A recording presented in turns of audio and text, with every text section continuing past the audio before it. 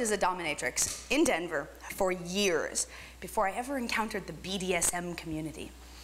I knew that there were groups and parties and organizations all over the planet who got together to do kinky things for fun, as a recreation.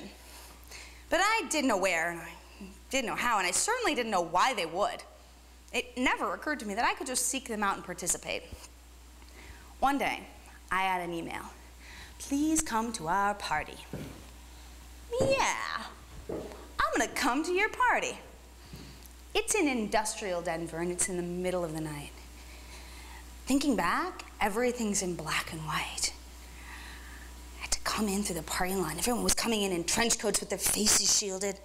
It was a little like going into a speakeasy during Prohibition. I had to knock with the password. The guy at the door determined I was cool, so I came in. I met this woman, Mistress Diane Marie. She was happy and bubbly and alive. In my mind, she's the only thing that's in color. She took me around and showed me all these scenes that were happening.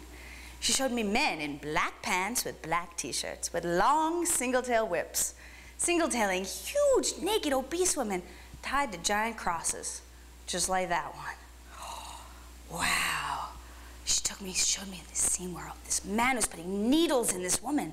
There were all these needles everywhere. I stood there thinking, this is really exciting.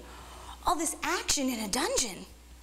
And here I'm this young, blonde girl in this environment where all these overweight, middle-aged people are tying each other up as a form of recreation. And I stood there in my tall boots looking sexy.